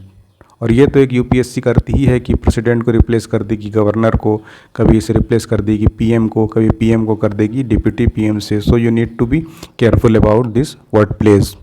All right, now this is how we have explained our question और अप्रोच द क्वेश्चन। तो पहला स्टेटमेंट कह रहा है analysing the options. First statement, this is incorrect because the president of India not the governor of a state is authority responsible for recognizing and declaring a community as scheduled tribe. The president exercises power through the constitution order after consulting the state governor. State governor से consult करती है, लेकिन वो ultimately governor वो body नहीं है जो ये डिसाइड करेगी कि whether this belongs to scheduled tribe और नॉट। और दूसरा, एक community, obviously this statement is also correct because a community that is recognized as a scheduled tribe in one state may not necessarily be recognized as same in another state. The status of a community of a scheduled tribe is determined on a state wise basis. तो अगर आप ये इस तरह से analyse करेंगे तो this will further help you in solving the questions. So this make statement 2 as right. और इस तरह के क्वेश्चंस के लिए फिर आपको we have added tips and tricks. So again आप सेलेक्ट सिविल्स पे you can avail this all PDFs हमारे ऐप पे जाके, और आप अपने प्रिपरेशन को बिल्कुल चैनलाइज करिए PYQ के ही आधार पर। It's only PYQs which can help you. कितना भी बाकी आप रिसोर्सेज सॉल्व कर लें, मॉक्स लगा लें, अनलेस एंड अनटिल PYQ आपके फिंगर टिप्स में नहीं होगा, that will be quite tough for you to crack. फिर देखते हैं लेजिस्लेटिव प्रोसीड्योर। मैंने कहा जितने भी सब्जेक्ट हैं और उसमें जितने भी थीम्स हैं, every subject and theme pertains to previously asked question। कहीं ना कहीं आपको लिंकेज दिखेगा ही दिखेगा, and this is evident from our this very lecture. 2024 में 85 नंबर क्वेश्चन पूछ रहा है कि यूनियन बजट के रेफरेंस में इन स्टेटमेंट्स को कंसीडर कीजिए। Union finance minister on behalf of prime minister lays the annual financial statement before both the house. दूसरा कह रहा है union level no demand for grant can be made except on recommendation of president of India. Solution हम बाद में देखेंगे, पहले देखते हैं कि सिमिलर क्वेश्चंस कैसे पूछा गया है। तो 2015 में 60 नंबर क्वेश्चन ये पूछा है। With reference to union government consider the following. Department of revenue is responsible for preparation of union budget and no amount can be withdrawn from the consolidated fund of India. तीसरा, all disbursement made from public account also need the authorization of Parliament of India। तो union budget is what? Annual financial statement. और जब आप union budget के बारे में पढ़ेंगे, यानी एनुअल फाइनेंशियल स्टेटमेंट के बारे में, तो यू नीड टू नो कि कौन सा डिपार्टमेंट इसको प्रिपेयर करती है। Then you will come to know कि department of economic affairs rather than department of revenue. सो इस तरह से स्टेटमेंट 1 का इनकरेक्ट हो जाता है। This makes 1 and D as incorrect. अब 2 तो दोनों में कॉमन है, तो हमें 2 के बारे में एग्ज़ाम के टाइम में सॉल्व करने के हिसाब से नहीं जानना कि 2 क्या कह रहा है। 2 हर हाल में सही ही होगा। अब तीसरा हम देखेंगे कि all the disbursement made from the public account also need the authorisation from the parliament of India. तो ये जब आप डिटेल जान गए बजट के बारे में, जब आप प्रिपेयर करेंगे खुद को, तो यू नीड टू नो कि ये प्रेसिडेंट के बिहाफ पे एनुअल फाइनेंशियल स्टेटमेंट प्रिपेयर किया जाता है। And just we discussed in the previous question की वर्ड प्ले ये करती है यूपीएससी। तो on behalf of prime minister आपको कह रहा है। ऐसा नहीं ना कि आप बस ये जान लिए कि डिपार्टमेंट ऑफ रेवेन्यू नहीं है, department of economic affairs prepare करती है। आपको मैं तब से लेक्चर की शुरुआत से ही कह रहा हूँ कि आपको क्वेश्चंस में पूछे गए ऑप्शंस के डायमेंशन को जानना है। So you need to know कि कौन सा डिपार्टमेंट इसको तैयार करती है, उसके साथ साथ बाकी डिटेल्स भी आपको जानने हैं। So you will learn that on behalf of president this annual financial statement is laid before the both house of the parliament. सो इस तरह से आप इसे इनकरेक्ट कर सकते हैं। और दूसरा स्टेटमेंट क्या है, at the union level no demand for grant can be made except on the recommendation of president of India. This is correct. क्यों? आर्टिकल 113 ये क्या कहती है? यही तो कहती है आर्टिकल 113 कि no money shall be withdrawn from consolidated fund of India except the authority of warrant issued by the president. So statement 2 is correct. So this makes ultimately option number B as right answer. ये उसका mind map है, you can have a pause और इसे आप देख सकते हैं। ये एक्सप्लेनेशन रॉन्गली किसी और का यहाँ पे पेस्ट हो गया है, तो इग्नोर इट और हम बढ़ते हैं अगले क्वेश्चन की तरफ। We will amend this on our book as well, और फिर हम इसको ठीक करेंगे। ये 3 स्टेटमेंट दिए हुए हैं, ये 2 स्टेटमेंट का क्वेश्चन है, तो something is imprinted by mistake here, है ना। सो स्टेटमेंट डी यहाँ पे हो ही नहीं सकता, neither 1 and 2, so ignore this and we apologise for the error. बढ़ते हैं हम अगले क्वेश्चन की तरफ। अगेन इस बार स्पीकर और डिप्टी स्पीकर से रिलेटेड कितने क्वेश्चंस है पहले ये देखिए। 24 में पूछा है 93, 2022 का 20 नंबर, 2018 का 39 नंबर क्वेश्चन। इसके अलावा 2017 का 76 और 2012 का 9 number question. This all are from speaker and deputy speaker. अगर आप और पीछे जाते हैं तो you will get question in the year 2004 and 2000 as well. इतने सारे क्वेश्चन, यानी this is also a hot favourite of the UPSC, है ना। ये भी अमंग काफ़ी पसंदीदा सेक्शन से है, जिसमें कि भर भर के क्वेश्चंस 1, 2, 3, 4, 5, 6, 24 से पहले 6 सवाल पूछे जा चुके हैं। Then you have been put to a test. आप स्पीकर और डिप्टी स्पीकर के बारे में बताइए, जबकि 5 बार आपसे कह चुका है कि हम आपसे पूछने वाले हैं स्पीकर और डिप्टी स्पीकर के बारे में। तो इसके प्रीवियसली आस्क्ड क्वेश्चंस के ऑप्शंस देखते हैं हम, and then you will come to know कि कैसे ये आपको हेल्प करता है। इसमें पूछ रहा है लोकसभा का स्पीकर के बारे में कौन से स्टेटमेंट सही हैं। ये कह रहा है during pleasure of the president वो होल्ड करते हैं ऑफिस को। Then he needs to be member of the house at the time of his election but has to become a member of the house within, मतलब नहीं होना चाहिए जैसे minister के केस में है, और वो 6 महीने तक इसके मेंबर बन सकते हैं। If he she intends to resign the letter to his resignation has to be address to the deputy speaker. तो ये आपका अपॉइंटमेंट से लेकर रेजिग्नेशन तक पूछा है इस वाले क्वेश्चन में। तो you need to know about the process of electing a speaker और whether he should be a member at the time of being appointed, नहीं होना चाहिए, होना चाहिए, किसको रेजिग्नेशन देता है एंड एवरीथिंग। जब आपको ये हो गया पता एक आइडिया स्पीकर के बारे में, देन अब देखिए कि नेक्स्ट उसके बाद यानी 17 में जो सवाल पूछा है, winning candidate must get at least 50% of the vote poll to be declared elected. ये तो एक जनरल कैंडिडेचर के बारे में, लेकिन ये स्टेटमेंट आपको फिर से देखिए। According to provision laid down in the constitution, Lok Sabha का पोस्ट जाता है स्पीकर को मेजोरिटी पार्टी के, और डिप्टी स्पीकर को जाता है अपोजिशन पार्टी को। तो when you will learn about the basics, तो आप देखेंगे कि कॉन्स्टिट्यूशन में ऐसा कोई प्रोविज़न नहीं है। This is a practice but not let down in the constitution कि किसको कौन सी पोस्ट मिलनी चाहिए। अगेन दूसरे साल के अपकमिंग ईयर्स के ऑप्शंस को एक बार हम एनालाइज करते हैं। इस बार फिर देखिए, the speaker of the legislative assembly shall vacate his or her office if he or she ceases to be a member of the assembly. और फिर ये कह रहा है कि whenever legislative assembly is dissolve तो स्पीकर को vacate कर देना चाहिए इमीडिएटली। 2022 में पूछ रहा है कि as per rules of the procedure and the conduct of business Lok Sabha shall be held on such date as speaker may fix. फिर ये कह रहा है मैंडेटरी प्रोविजन है इलेक्शन का डिप्टी स्पीकर के लिए लोकसभा का कि ये आपको प्रिंसिपल अपोजिशन पार्टी या रूलिंग पार्टी से होना चाहिए। इस स्टेटमेंट को ऑप्शन नंबर 2 ऑफ 2022 वाले का, और आप इस स्टेटमेंट को देखिए सेकंड स्टेटमेंट को 2017 का। हमने यहाँ तभी लर्न कर लिया कि ऐसा कोई मैंडेटरी प्रोविज़न नहीं है, ना कि कॉन्स्टिट्यूशन में कुछ है। दिस इज़ प्रोसीड्योर, एक एडॉप्ट कर लिया गया है इस प्रिंसिपल को। सो वहाँ से आप डायरेक्ट इसे एलिमिनेट कर सकते हैं। फिर ये कह रहा है deputy speaker has the same power as the speaker, है कि नहीं है आपको तय करना है। तो when you will learn about the speaker, तो आप सीखेंगे कि when presiding over the house तो deputy speaker has the same power as the speaker possess. उसके बाद चौथा स्टेटमेंट कर रहा है the well establish parliamentary practice regarding appointment of deputy speaker is that motion is moved by the speaker and duly seconded by the prime minister. तो ये भी आप पाएंगे दिस स्टेटमेंट इज इनकरेक्ट। अब यहाँ से आपको एक आइडिया लग गया कि how questions are framed related to speaker और डिप्टी स्पीकर। अब 93 नंबर क्वेश्चन था लास्ट ईयर की, with reference to speaker of the Lok Sabha consider these statements. पहला, ही शैल नॉट प्रिसाइड, जब रिजोल्यूशन उनके रिमूवल के बारे में आएगा तो he shall not have right to speak, वो बोल भी नहीं सकते, वो प्रिसाइड भी नहीं कर सकते और वोट भी नहीं कर सकते। नाउ लेट्स एनालाइज कि इसका असल क्या है आंसर।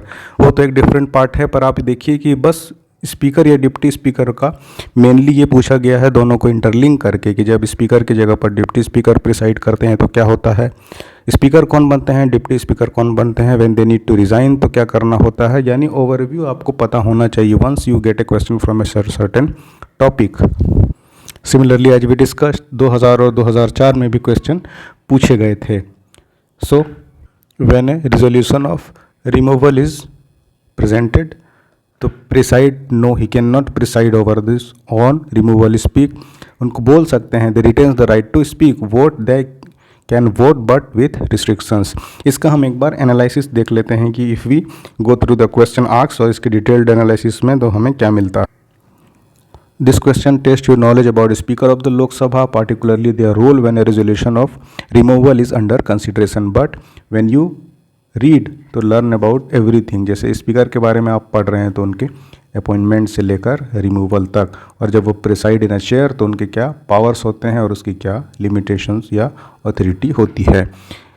ऑल राइट, तो पहला स्टेटमेंट दिस इज करेक्ट। क्यों? Speaker of the Lok Sabha can not preside over a resolution for their on removal, a deputy speaker or any other member of the house shall preside. So this makes statement 1 as correct. ये आपका correct हो गया। So now statement 2 देखिए, he shall not have right to speak. Why not? Speak तो कर ही सकते हैं ना, यानी वो डिस्कशन में पार्ट ले सकते हैं।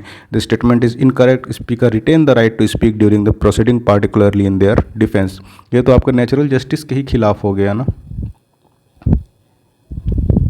कि आपको आपका पक्ष नहीं रखा दिया जाए। सो दिस इज एब्सर्ड, और इसका सच्चाई से कोई लेना देना नहीं है। तीसरा है, shall not be entitled to vote on the resolution of the first stance. This is incorrect. The speaker of Lok Sabha can be removed by resolution passed by effective majority after giving 40 days prior notice. तो process को हमने लिख दिया है। When such a notice is considered against the speaker, he can not preside, वो preside नहीं कर सकते प्रोसीडिंग में, लेकिन participate in the proceeding of the house and can even vote in this first instant. The equality of votes अगर हो जाता है तो वहाँ दे कैन नॉट वोट, लेकिन फर्स्ट इंस्टेंस में even speaker can vote. So this 2 statements are incorrect and what we are left with option number A. तो answer arrive करने से कहीं ज़्यादा आप डायरेक्टली देख के भी कई जगह से, कई रिसोर्सेज से, ऑफिशियल आंसर की से आप आंसर तो समझ सकते हैं। हमारा जो मेन फोकस है वो आप ये देखें कि हाउ क्वेश्चंस आर आस्क्ड 2000, 2004, 2012, 2017, 18, 22 और 24, इस तरह से थीम वाइज आपको पूछा गया है। वो एक क्वेश्चन मिला, चलिए 2000, 2004 तो हमने रेफरेंस के लिए दे दिया है। आपको जैसे 17 में मिला स्पीकर या डिप्टी स्पीकर, आप कंपैरेटिव एक स्टडी कर लीजिए, स्पीकर और डिप्टी स्पीकर, उनके roles, responsibility, appointment, removal, when they preside, what powers they occur, ये सारा आप कॉम्प्रिहेंसिव डिटेल, और इन ऑप्शंस को तो ध्यान में रखिए when you are analysing the previous year questions. उसके अलावा 2024 के 94 और 95 नंबर क्वेश्चन में लेजिस्लेटिव प्रोसीड्योर से 2 क्वेश्चंस और पूछे गए हैं, तो उसका भी हम एक एक करके सॉल्यूशन देख लेते हैं। और अगेन लेजिस्लेटिव प्रोसीड्योर से जो क्वेश्चंस पूछे गए थे पहले 2016 और 2004 में सिमिलर क्वेश्चंस ऑलरेडी पूछे जा चुके हैं। तो सबसे पहले 2004 में पूछा था आपको, the speaker of the Lok Sabha, इसमें you need to find the correct statement. The speaker of the Lok Sabha has the power to adjourn the house sine die, और ये बाकी और 2 स्टेटमेंट थे, आप पॉज करके इसे पढ़ सकते हैं, या we shall attach this PDF to our comment section, वहाँ पर उसे डाउनलोड कर लीजिएगा। अच्छा, दूसरा 2016 में पूछा गया है बिल के लैप्सिंग के बारे में, लैप्सिंग ऑफ अ बिल। देखिए, a bill pending in the Lok Sabha lapses on its prorogation, a bill pending in the Rajya Sabha which has not been passed by the Lok Sabha shall not lapse on dissolution. तो यहाँ पर देखिए आपको प्रोरगेशन question में ही आ रहा है ना, डिसोल्यूशन, उसके बाद पेंडेंसी ऑफ ए बिल, तो पेंडिंग का क्या मतलब है, लैप्सिंग ऑफ द बिल। ये सारा डिटेल आपको पता होना चाहिए। किस कंडीशन में लैप्स करता है, जैसे एडजर्नमेंट में क्या उस पर इम्पैक्ट पड़ता है, एडजर्न सिनेडाई पर एक बिल के इंट्रोड्यूस होने का क्या असर पड़ता है, अगर पेंडेंसी है तो डिसॉल्व हो जाती है अगर कोई हाउस और उस हाउस में बिल पास नहीं हुआ होता है। तो ये सारा आपको लक्ष्मीकांत में काफ़ी डिटेल भी दिया हुआ है, या आप जो भी सोर्स को एनसीईआरटी को भी अगर आप रिफ़र करते हैं तो you need to know this dimensions. 24 में 94 और 95 दो सवाल पूछे गए थे। एक बार हम इसका एनालिसिस देख लेते हैं। तो लेजिस्लेटिव प्रोसीड्योर देखिए, ये 24 का 94 नंबर क्वेश्चन है, understanding the bill lapse in India. Bill lapsing के बारे में बात कर रहा है, तो हम इसको एक बार समझते हैं। पहला कह रहा है dissolution of Lok Sabha, bill pending in the Lok Sabha lapses upon dissolution, तो ये लैप्स कर जाता है। और अगर राज्यसभा में पेंडिंग होता है तो बिल पेंडिंग इन राज्यसभा ऑल्सो लैप्स, ये भी मतलब अगर पेंडिंग है वेदर इन लोकसभा और राज्यसभा सो इट लैप्स। ठीक है। President intent for joint sitting, कभी भी अगर प्रेसिडेंट ये कह चुका है कि जॉइंट सिटिंग हो और उनके इंटेंशन के बाद अगर हाउस डिसॉल्व कर जाती है Lok Sabha, then still the bill will not lapse. So this makes statement 3 incorrect.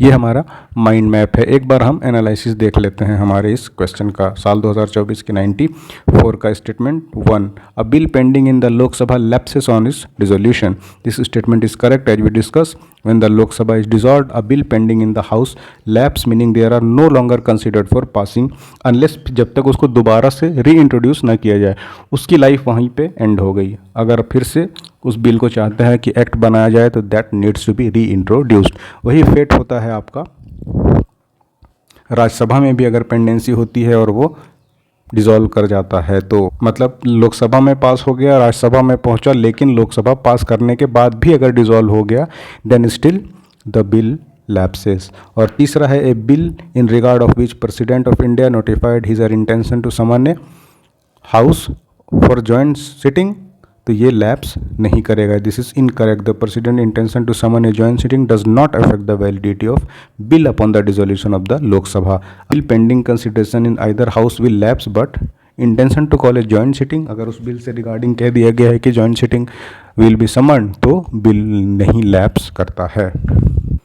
उसी तरह से ये 95 का एक्सप्लेनेशन है। पहला स्टेटमेंट है, this is question explanation and then we have option analysis. पहला स्टेटमेंट इनकरेक्ट है।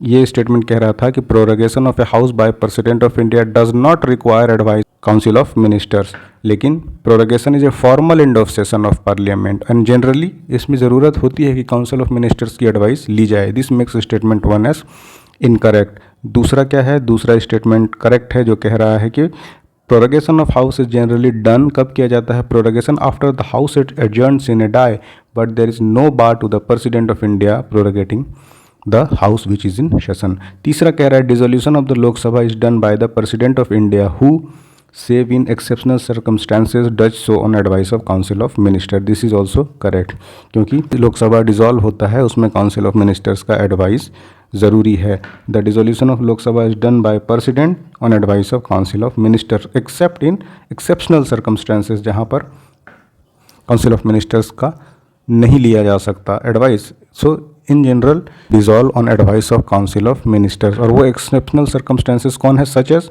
Lok Sabha is not functioning as per constitutional provision. जब लोकसभा फंक्शन ही नहीं कर रही है तो काउंसिल ऑफ मिनिस्टर्स का एडवाइस क्यों लिया जाएगा। But in general mostly this is dissolve by the concern of or advice of council of ministers. Again उससे रिलेटेड हमारे पास एक ऑप्शंस का ये माइंड मैप है।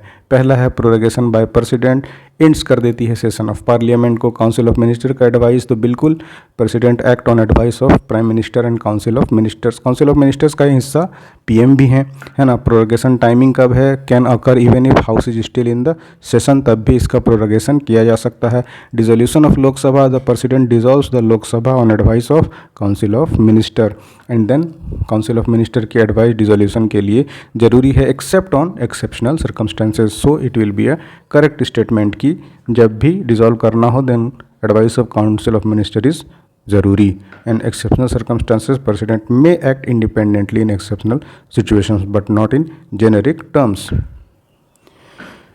तो इसको यहीं तक रखते हैं इस वाले लेक्चर को, और हमें इतना डिटेल्ड एक्सप्लेनेशन के पीछे पर्पस ये था कि आप ये देखें कि हर हाल में it's only previous year question papers जो कि आपका गाइड का काम करेंगे। आप जितना मॉक दीजिए, जितने क्वेश्चन सॉल्व करिए, दैट इज़ गुड। मैं ये नहीं कह रहा है कि आप मॉक ही ना दें या कोचिंग के टेस्ट सीरीज़ के कोई मतलब नहीं है, बट ये तभी आपका सेंस बनाएंगे, आपका नॉलेज बेस बढ़ा सकती हैं ये, है ना। आपको लेकिन किस तरह से तैयारी करनी है ये आपको सिर्फ और सिर्फ प्रीवियस ईयर क्वेश्चन पेपर्स बताएगा। हमने बहुत ही मेहनत किया है इस पे, बहुत एनालिसिस के बाद आपको हर साल जो भी सवाल पूछे जाते हैं उनका क्या बैकवर्ड फॉरवर्ड लिंकेज बन सकता है, किस तरह से वो आपको मदद करने वाले हैं। तो अगेन ये सारे जो क्वेश्चंस हमने लिए हैं और आप ये सारा जो एग्जांपल देख रहे हैं, this is part of our e book. हमने प्रीवियस ईयर में पूछे गए सवालों को हर subject wise, theme wise categorise किया है, और जैसे हम एक्सप्लेन करते हैं हमने हर क्वेश्चन को एक्सप्लेन किया है, उसके हर ऑप्शंस को एक्सप्लेन किया है, सो दैट आपको एक वाइडर नॉलेज हो सके कि किस तरह से आपको प्रिपरेशन करनी है। तो आप प्ले स्टोर पे जाइए, हम लिंक अभी डिस्क्रिप्शन में भी को हमारे ऐप का, सो आप सेलेक्ट सिविल सर्च करिए, you will get this icon and the app, आप उसे इंस्टॉल करिए और वहाँ पे आपको CAPF और इसके साथ साथ CDS इसके भी VYQs मिलेंगे। So if you are preparing for these exams as well, तो वहाँ भी आप इसे अवेल कर सकते हैं। कि किसी तरह के राय या सुझाव हो हमारे इतने प्रयास के बाद भी, if you find something missing और कुछ आप चाहते हैं कि हम इसमें ऐड करें, तो आप अपने सुझाव के लिए हमसे कमेंट में अपने सुझाव भी दीजिए। We shall be more than happy to help you. और पढ़ते रहिए, तैयारी करते रहिए, और अगेन प्रीवियस ईयर को एक अलग सब्जेक्ट की तरह ट्रीट करिए, और जितना ज़्यादा इस पे आप यूज़ टू होंगे, जितना ज़्यादा इस पे टाइम एनर्जी लगाएंगे, आपकी प्रीलिम्स को ये उतना आसान बनाता जाएगा। अगेन सेलेक्ट सिविल्स पे आप हमें सब्सक्राइब कीजिए, अपने दोस्तों से, फ्रेंड्स से बताइए इसके बारे में, और पढ़ते रहिए। मिलते हैं आपसे अगली वीडियो में। Thanks for watching.